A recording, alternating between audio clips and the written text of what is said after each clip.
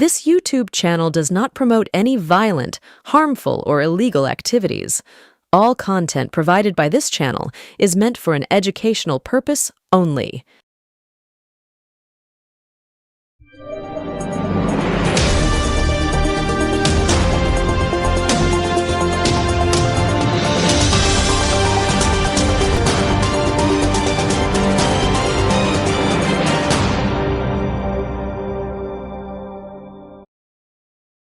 স্বাগতম, নমস্কার, আসসালামু আলাইকুম এবং একই সাথে শনিবারের সকালে আপনাদের প্রত্যেককে স্বাগত জানাই। গাড্ডা থেকে গড্ডালিকা চরিত্র কেউ না, আমাদের একেবারে চিরায়ত পরম শ্রদ্ধেয় বিশ্বগুরু, একেবারে ফেভারিটতম নরেন্দ্র দামোদর দাস মোদী। থেকে গড্ডালিকা তিনি বসে থাকলে তো আর হবে না, তিনি যে গাড্ডায় ঢুকছেন আমেরিকার দ্বারা, সেটা তো একটা স্টোরি। আমি আগের এপিসোড গুলোতেও বলেছি, প্রবীরবাবুও প্রবীর প্লাসে বলেছেন। তো এখন কথাটা হচ্ছে যে গড্ডালিকাটা কি? গাড্ডা তো বুঝলাম, গাড্ডাতে ঢুকেছেন, সেটা বলছি, পাট পাট করে বলবো। গড্ডালিকাটা হচ্ছে, গড্ডালিকা নামক যে বস্তুটি যিনি তৈরি করছেন, তিনি কিন্তু আমেরিকার ট্রাম্প নয়, তার নাম রাহুল গান্ধী।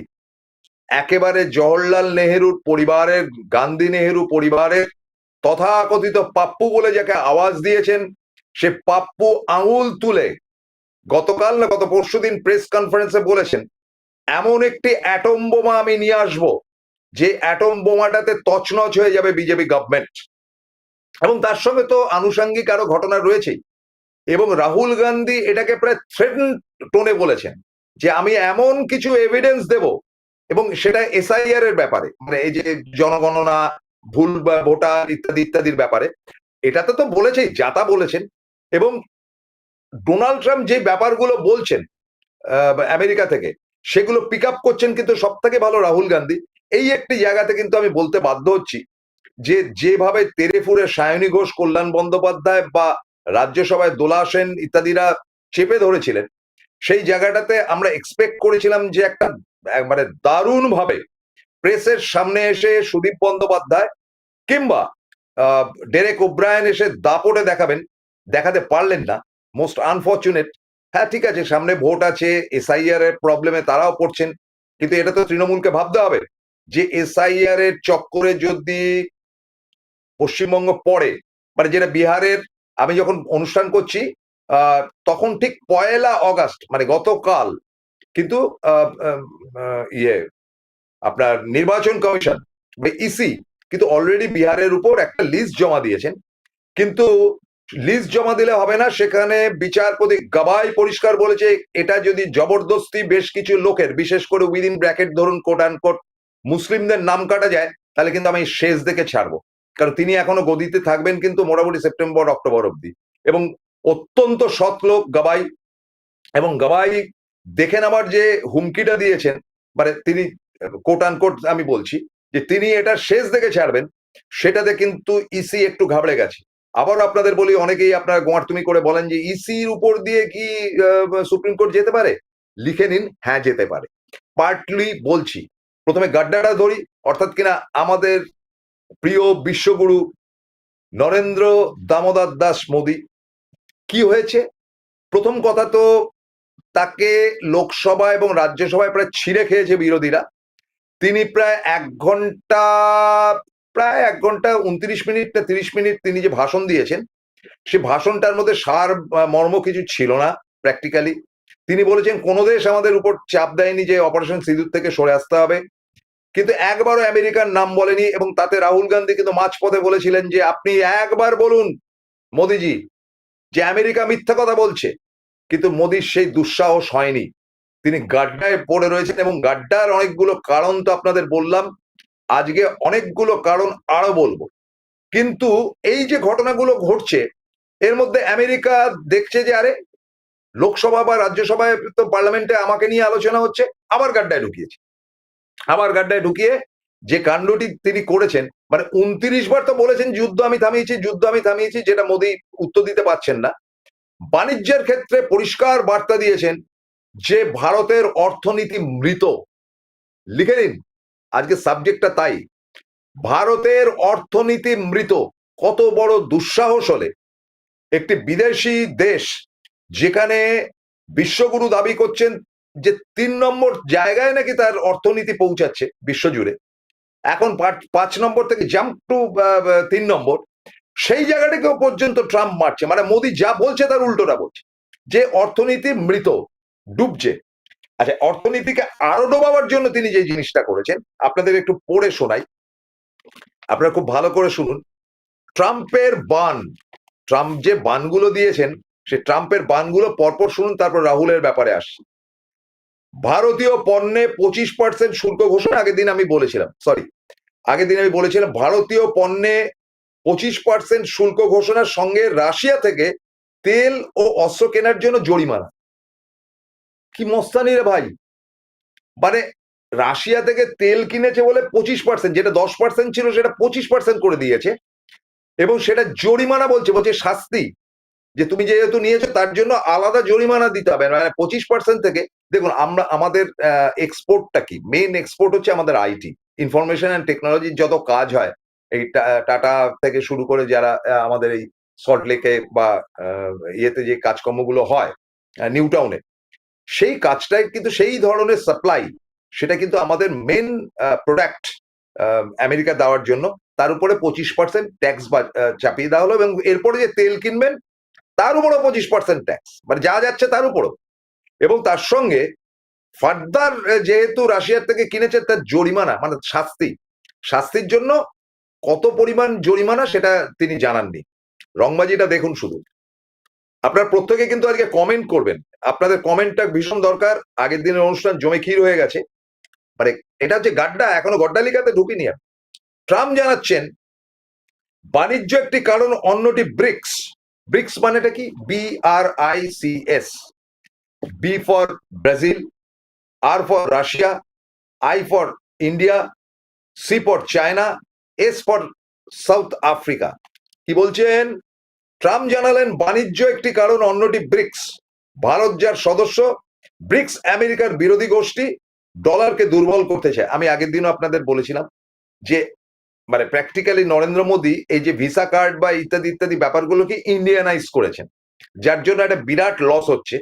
এবং সেইখান থেকে তিনি বলছেন যে ব্রিক্স এমন একটা সিস্টেমের মধ্যে যাওয়ার চেষ্টা করছে যে অর্থনীতির ট্রানজাকশনটা আর ডলারে নয়, এবার যার যার কারেন্সিতে, যেটা ইউরোপে চলে ইউরো বলে, সেরকম ধরনের কারেন্সি, ইন্ডিয়াটা ইন্ডিয়া হিসেবে, মানে ইন্ডিয়ার টাকা সারা বিশ্বে চলবে, এরকম ধরনের একটা প্ল্যানিং। আচ্ছা, আমার এখানে একটা প্রশ্ন, যে ব্রিক্সের সদস্য তো ভারত একা না, সেখানে তো চায়নাও আছে, সেখানে তো আপনার রাশিয়াও আছে, তাদের সঙ্গে তো এই দাদাগিরিটা করতে পারলো না। যত রংবাজি মোদির উপর, আপনার শুধু চিন্তা করুন যে এই একই রকম থ্রেটেন কিন্তু তারা রাশিয়াকেও করেছিল, তারা চায়নাকেও করেছে। চায়না এবং রাশিয়া পরিষ্কার বলেছে বেশি মস্তানি মারলে আপনাদের সঙ্গে বিজনেস ট্রানজাকশন সব বন্ধ করে দেবো। আমেরিকা গুটিয়ে গেছে, কিন্তু দাদাগিরির জায়গা থেকে মোদি মুখে কুলু। পরে আসছে, গটালিকাটা পরে আসছে। এরপরে কি, হোয়াইট হাউস থেকে দাবি, মানে হোয়াইট হাউস যেখানে বসেন, হোয়াইট হাউস থেকে দাবি ভারতের সঙ্গে বাণিজ্য চুক্তির আলোচনা না এগোনোয়, মানে আলোচনাটা যে আরো এগোনো, মানে তিনি দাম বাড়াবেন, মানে তিনি যেটা এখানে দেবেন সেখানে ট্যাক্স কম নিতে হবে, আমরা যেটা দেবো সেটাতে ট্যাক্স বেশি দিতে হবে। হোয়াইট হাউস থেকে দাবি ভারতের সঙ্গে বাণিজ্য চুক্তির আলোচনা না এগোনোয় ট্রাম্প হতাশ, মনে করেন শুল্ক বসালে ভারত দ্রুত সিদ্ধান্ত নেবে। অর্থাৎ মানে খারাপ ভাবে নেবেন না, এটা মোদিকে কোট করছি না, মানে একটা সামনে একটা হিংস্র প্রাণী বা একটা কুকুর ঘেউ ঘেউ ঘেউ ঘেউ করছে, হাট হাট বলছে, তারপরে ডান্ডার বাড়ি মারলে কুকুরটা পালিয়ে যাবে, সেরকম ভাবে বলেছে। যে আলোচনাটা প্রপারলি হচ্ছে না বলে ট্রাম্প হতাশ, তিনি মনে করেন শুল্ক চাপিয়ে চাপ সৃষ্টি করলে বাপ বলবে নরেন্দ্র মোদী। এটা হচ্ছে কি আনকোট। পাকিস্তানের সঙ্গে বাণিজ্য চুক্তি আমেরিকার, শুনে নিন, পাকিস্তানের সঙ্গে বাণিজ্য চুক্তি আমেরিকার, পাকিস্তানের তেলের ভান্ডারের উন্নয়নে জোর, ট্রাম্পের দাবি, ভালো করে শুনে নিন, মানে ট্রাম্প এখন সস্তায় পাকিস্তানকে তেল দেবেন, এবং তেলগুলো দেওয়ার পর ট্রাম্পের দাবি একদিন ভারত পাকিস্তানের থেকে তেল কিনতে পারে, মানে এত তেল দেবো তাদেরকে যে ভারতের তেল শেষ হয়ে যাবে, পাকিস্তান থেকে তেল, মানে রংবাজি যা পারছে বলে যাচ্ছে। কোনো বাচ্চা ছেলের সঙ্গে বাচ্চা ছেলের ঝগড়াতেও এগুলো হয় না। আচ্ছা, এই যে বিপজ্জনক অবস্থা, ভারতের পাশে এখনো পর্যন্ত রাশিয়াও নেই, চায়নাও নেই, কেউ ভারতকে সাপোর্ট করছে না কিন্তু এই ব্যাপারে, যে আমেরিকা দাদাগিরি করছে, আচ্ছা ঠিক আছে ঘাবড়াবেন না, আমি আপনার পাশে আছি। এই যে রাশিয়া থেকে তেল কিনছিল, আপনাদেরকে বলি, এই ট্রাম্পের থ্রেটের পর ইন্ডিয়ান অয়েল এবং আরেকটা আর যে তেলের কোম্পানি রয়েছে, তারা কিন্তু ব্যবসা মানে রাশিয়া থেকে আর কিনতে চাইছে না। চাইছে না মানে ঘাবড়ে গেছে যে রাশিয়া থেকে আর কেনা যাবে না, তাহলে ট্রাম্প রেগে যাবে। আচ্ছা, এরপরে কি বলছে? আচ্ছা, পাশে এসে দাঁড়িয়েছে একমাত্র ইরান, মুসলিম কান্ট্রি। লজ্জা উচিত যারা হিন্দুত্ববাদের বড় বড় বাতেলা মারছেন, আজকে এই বিপদের সময় মোদির পাশে এসে দাঁড়িয়েছে ইরানের খামাইনি। কি বলছেন? ইরান থেকে পেট্রোপণ্য কেনার জন্য 6টি ভারতীয় সংস্থার উপর নিষেধাজ্ঞা। যেহেতু ইরান থেকে আমরা তেলটা ডাইরেক্টলি কিনি এবং দীর্ঘদিন ধরে কেনা হচ্ছে, সেই নরসিমা রাওয়ের আমলে এটা আরো বেড়েছিল। যেহেতু আমরা ইরানের থেকে ডাইরেক্ট তেল কিনছি, তার জন্য আমেরিকার সম্পত্তি বাজেয়াপ্ত হবে এবং সেগুলো 50% বা তার বেশি অংশীদার থাকলে নিষেধাজ্ঞা সেই ব্যক্তি বা সংস্থার উপর। তার মানে 6টি ভারতীয় সংস্থা যারা ইরান থেকে তেলটাকে পারচেস করে, অশোধিত তেল যেটা পারচেস করে ইরান থেকে, তাদের উপর আমেরিকা নিষেধাজ্ঞা করলো যে তারা আমেরিকা বা আমেরিকার জোট সঙ্গী কারোর কাছ থেকে কোনো কিছু পারচেস করতে পারবে না। আমেরিকার সম্পত্তিও, আমেরিকায় থাকা তাদের সম্পত্তিও বাজেয়াপ্ত হবে, সেগুলো 50% বা তারও বেশি অংশীদার থাকলে নিষেধাজ্ঞা নেই সেই ব্যক্তির সংস্থার উপরেও। ভাবুন দাদাগিরি। এবং শেষ হচ্ছে কি, ট্রাম্প বললেন ভারত এবং রাশিয়ার অর্থনীতি মৃত। এই যে বললাম যেটা, তারা একসঙ্গে গোল্লায় যাক, মানে ভার্মে যায়।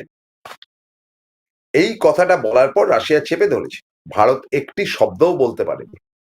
এই যে গাড্ডায় ক্রমাগত ঢুকছেন একের পর এক, সেই গাড্ডায় ঢোকার জায়গায় আমেরিকা রিলিজ করে তাকে চাপ সৃষ্টি করছে।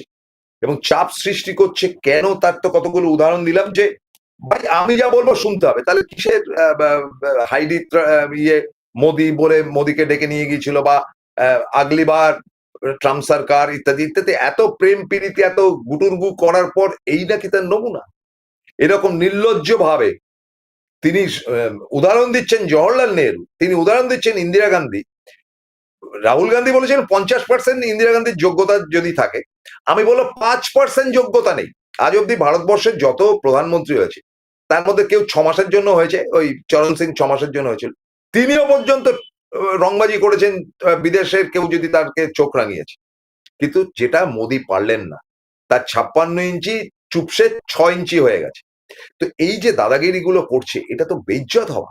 সারা বিশ্ব দেখছে যে করছে, এবং সারা বিশ্বের প্রশ্ন কেন, কি করেছে এমন নরেন্দ্র মোদী, যার জন্য নরেন্দ্র মোদীর উপর এই ধরনের আক্রমণ আসছে। গাড্ডা পার্ট করার পর আমি বিরতিতে যাব, এবং বিরতি থেকে ফিরে এসে গড্ডালিকাটা বলবো। গাড্ডা তো শুনছেন যে অলরেডি বিদেশের বিভিন্ন দেশের প্রশ্ন উঠে গেছে যে কি এমন অপরাধ করেছে নরেন্দ্র মোদী। এর মধ্যে কিন্তু নরেন্দ্র মোদীর ব্যাপারে বিদেশও খানিকটা ভাবনা চিন্তা করছে এইভাবে, যে এই লোকটা নিজেকে বিশ্বগুরু বলে, বড় বড় বাত মারে, 93টা দেশ ঘুরে ফেলেছে, এর মধ্যে 93 না 193 যাই, মানে মোটের উপর ঘুরেছে, কয়েক হাজার কোটি টাকা তার পেছনে নষ্ট হয়েছে, রিটার্ন ইজ জিরো, ভারতবর্ষের কোনো উন্নতি তো কিছু হয়নি। তো তারপরে ট্রাম্প মানে পায়ে পা লাগিয়ে, একটা বস যেমন পাজি বস থাকে কিছু কিছু কোম্পানিতে, পাজি বস থাকে, পেছনে লাগিয়ে তার চাকরি খায়। ট্রাম্পের অবস্থা, ট্রাম্প আর মোদির অবস্থা তাই। ট্রাম্প একেবারে পায়ে পা লাগিয়ে মোদিকে শেষ করে দিতে চাইছে, এবং শেষ করে দিলে কি হবে, রাহুল গান্ধী বা কি বললেন এবং কিভাবে তার নিজের দলের কাছে খাটো হচ্ছেন, বলবো নড়বেন না প্লিজ, সঙ্গে থাকুন, আসছে এটা বিরতির পর। জয়গুরু রত্নভান্ডার জ্যোতিষ সীমা, এখানে গোল্ড মেডেলিস্ট জ্যোতিষী বসেন। হাই কোয়ালিটির আসল গ্রহরত্ন সবচেয়ে কম দামে এখানে পাওয়া যায়। স্থান বেলঘড়িয়া, রানী পার্ক, বটতলা, 2 নম্বর রেলগেটের নিকটে। 9681345722 এবং 9007778922। Found Kolkata's first ever sweet shop serving so unique items like Dab Malai Curry, Motichur Truffle, Gajor Borfi, Dab Kalakand, and I had to try them. শুধু তাই নয়, শক্তিগড়ের ল্যাংচা, বর্ধমানের সীতাভোগ, মালদার পোস্তকদম, বহরমপুরের ছানা বড়া, এগুলো সবকিছু খেতে হলে আর এত দূরে যেতে হবে না। সুন্দরিনী ন্যাচারালসে পেয়ে যাবে পশ্চিমবঙ্গের বিখ্যাত 10টা জেলার মিষ্টি all under the same roof. এদের বেস্ট সেলার্স কচি ডাবের শাঁস দিয়ে বানানো ডাব মালাইকারি আর কলা পাতায় মোড়া গুড়ের সন্দেশ পাতুরি আর আ মাস্ট ট্রাই।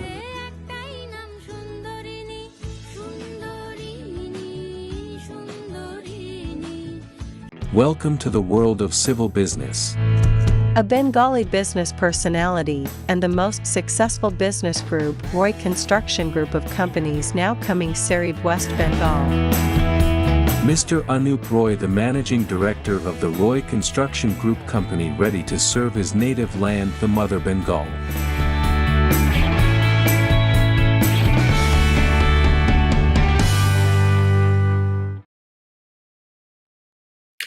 ফিরলাম বিরতির পর। এবার হচ্ছে গড্ডালিকা, এবং গড্ডালিকাটা হচ্ছে গিয়ে রাহুল গান্ধী যেভাবে চেপে ধরছেন নরেন্দ্র মোদীকে। গতকালই একটা প্রেস মিট করেছেন এবং প্রেস মিটে তিনি বলেছেন অনেক কথার মধ্যে যেটা সব থেকে চমকদার কথা, যে আমেরিকা কি ভুল বলেছে, ঠিকই তো বলেছে, মৃতত্ব কি এমন জীবিত রয়েছে। যদি পারি আপনাদেরকে এক ঝলক দেখিয়ে দিতে চাইছি। Trump is saying Indian economy is a... I mean, everybody knows this, except the Prime Minister and the Finance Minister. Everybody knows that the Indian economy is a dead economy. Are you people not aware of this? आपको ये मालूम नहीं है कि Indian economy dead economy है? कोई confusion है आप में? पूरी दुनिया जानती है कि Indian economy is a dead economy, और बीजेपी ने इकोनॉमी को खत्म कर दिया है। क्यों खत्म किया है? अदानी जी की मदद करने के लिए खत्म किया है। तो आप लोग हैरान क्यों लग रहे हो? The main issue sitting in front of India today is that the government has destroyed our economic policy, has destroyed our defense policy, has destroyed our foreign policy. Okay, they are running this country into the ground. एक तरफ America आपको गाली दे रहा है, दूसरी तरफ China आपके पीछे पड़ा हुआ है, तीसरी तरफ जब आप पूरी दुनिया में डेलीगेशन भेजते हैं तो पाकिस्तान को एक भी देश कंडेम नहीं करता है। कैसे चलाने देश को ये लोग? चलाना ही नहीं आता है, टोटल कंफ्यूजन है। ट्रंप का एक बार भी नाम नहीं लिया उन्होंने, ट्रंप का नहीं लिया, चाइना का नाम नहीं लिया, ये नहीं बोला कि किसी भी देश ने पाकिस्तान को कंडेम नहीं किया। पाकिस्तान के जो मिलिट्री जो चीफ हैं, जिन्होंने मतलब ये पहलगाम का काम करवाया है, उसके साथ मतलब ट्रंप लंच खा रहा है और ये कह रहे हैं कि बड़ी सक्सेस हुई हमारी। मतलब कौन सी सक्सेस हुई? एक बड़ा सवाल समझिए, जो मेन सवाल है। ट्रंप ने 30-32 बार बोला है कि मैंने सीज फायर किया, राइट? ट्रंप ने यह भी बोला है कि 5 जहाज हिंदुस्तान के गिरे। ट्रंप अब बोल रहा है कि मैं 25% टैरिफ लगाऊंगा।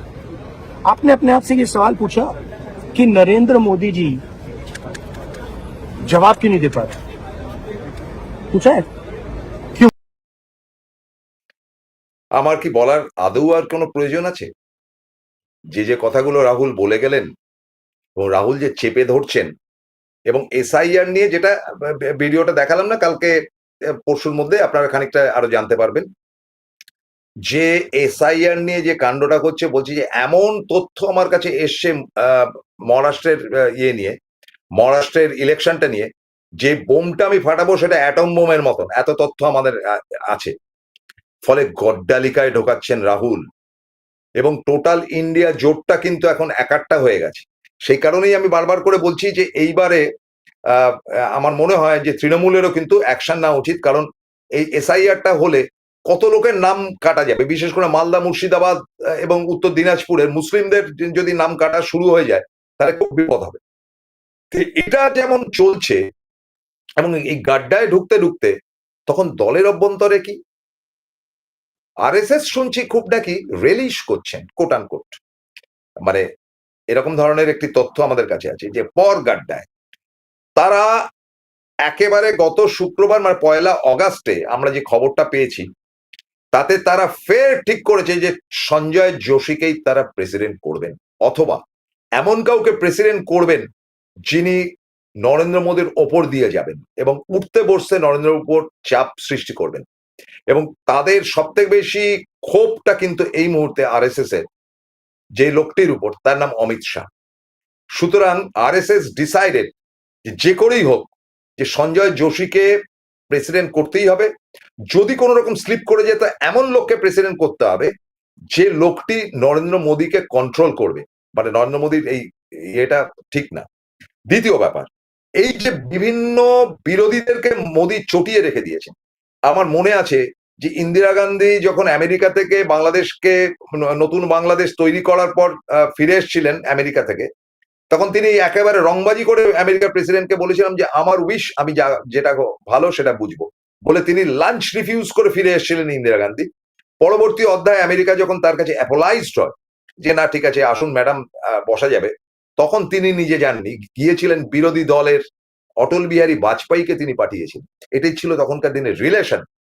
আজকে নরেন্দ্র মোদী বুকে হাত দিয়ে বলতে পারবেন তিনি যে রকম ধরনের, তিনি বা অমিত শাহ যেভাবে বাজে রিলেশন করে রেখে দিয়েছে সমস্ত বিরোধীদের সঙ্গে, প্রতিটি বিরোধী চাইছেন যে বিজেপি যদি টিকেও যায় অ্যাটলিস্ট অমিত শাহ আর নরেন্দ্র মোদী যেন ভেগে যায়।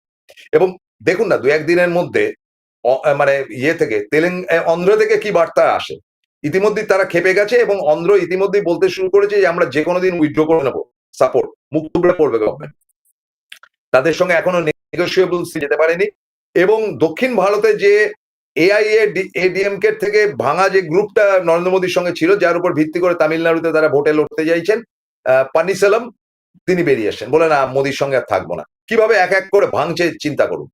এই ভাঙতে ভাঙতে ভাঙতে ভাঙতে তার দলের অভ্যন্তরে তারা চিন্তা করতে শুরু করে দিয়েছেন।